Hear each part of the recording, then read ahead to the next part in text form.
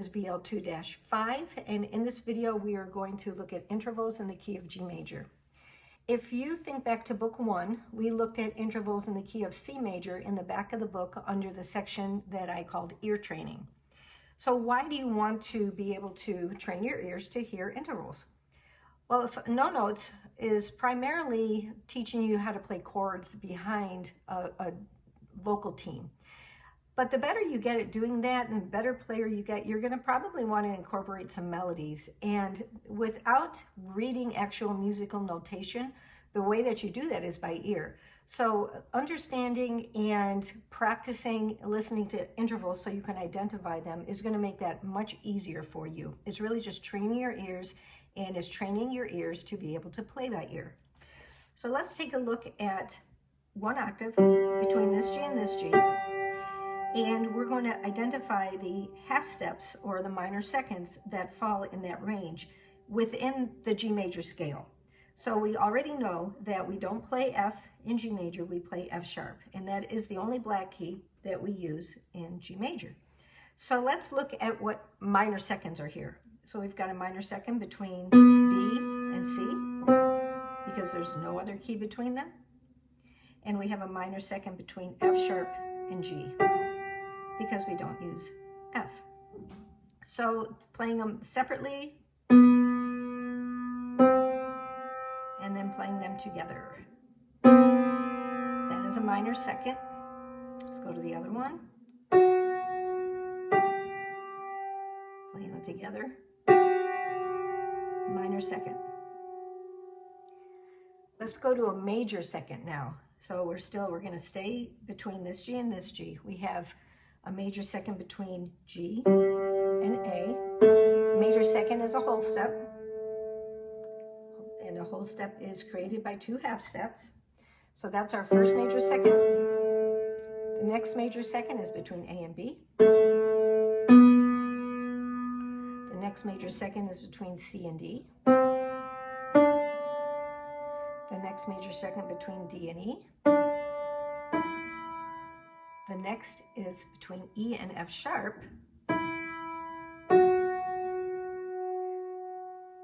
So playing them together sounds like G to A, A to B,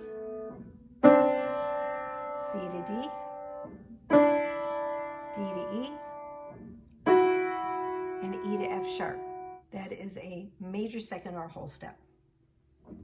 Let's next look at a minor third. So that is 1.5 steps. And in this space right here, we have a minor third between A and C. So it's 1.5 steps. So there's our whole step and a half step. We have one between B and D. There's our whole step and a half step, 1.5 steps. And then we have one between E and G. There's our whole step and a half. Played together, they sound like this.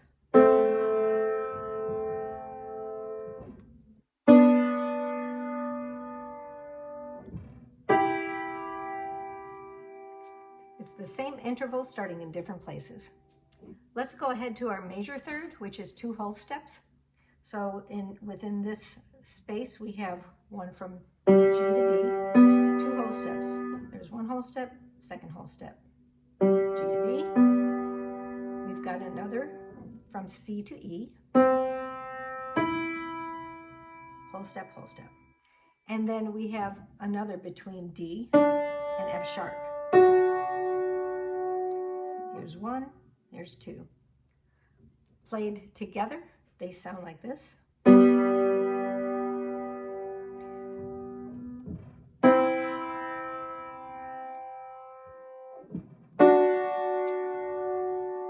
Again, same interval starting in different places. That is a major third. Let's go to a perfect fourth. And the perfect fourth is 2.5 steps. So the first one we're going to look at is between G and C. So 2.5 steps, that's 1, 2.5. Perfect fourth. The Next one is between A and D. 1 step, 2 steps and a half. The next is between B and E. 1 step, 2 step and a half. And then the last one is between D and G. 1 step, 2 step and a half. So perfect fourths. One more time, play it together. Starting from G, we got G to C. Starting from A, we've got A to D. Starting from B, B to E, and then from D to G. Same interval, starting in 4 different places. Let's look at the tritone. The tritone is 3 whole steps, and that's that one that gives a dominant chord, that very strong sound. And the tritone in this distance right here is from C to F sharp. 3 whole steps, 1, 2, 3. That's our tritone. Let's go down to our perfect fifth now. 3 1/2 whole steps. So we're going to start, the first one starts on G, and the perfect fifth up from G is D. 3 1/2 steps. So we've got 1, 2, 3 1/2. The next is between A and E. So we've got 1, 2, 3 1/2.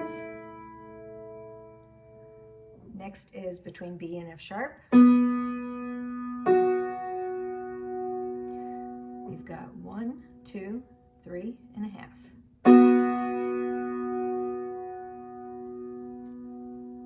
And the last one is between C and G. We've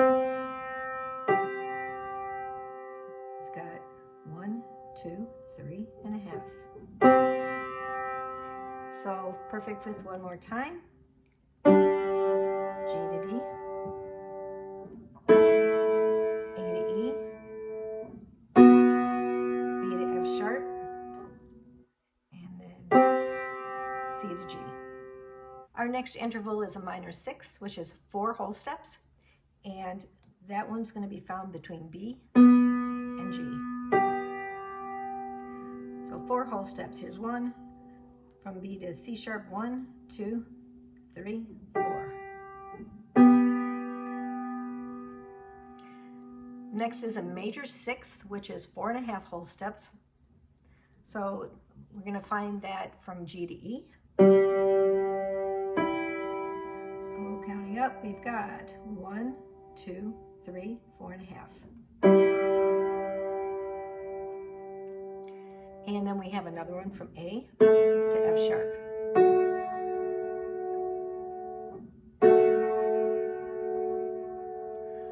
Next is our minor 7th, which is 5 whole steps, and we have one of those between A and G. So 5 whole steps, starting here, 1, 2, 3, 4, 5. And then we have our major 7th, which we're going to see that between G and F sharp, which is 5 1/2 whole steps. So we've got, starting here, 1, 2, 3, 4, 5 1/2. And our last interval is a perfect octave, which is 6 whole steps. It's also taking you from a key with a specific name to the next one, either going higher or lower. And that is a perfect octave, 6 whole steps. So we've got 1, 2, 3, 4, 5, 6. So that is our intervals in the key of G within an octave. And it's a really good idea to practice these. Just training your ear to hear different sounds is just going to help you in a multitude of ways when it comes to music. Probably one of the easiest ways to practice these, there are a lot on YouTube, a lot of videos that are just there to practice ear training and practice intervals. And so I would suggest just going to YouTube and putting in a search for practicing intervals or interval practice. And there are lots of videos that can help you with this. And that is it for VL2-5. I will see you in the next video. Have a very blessed day.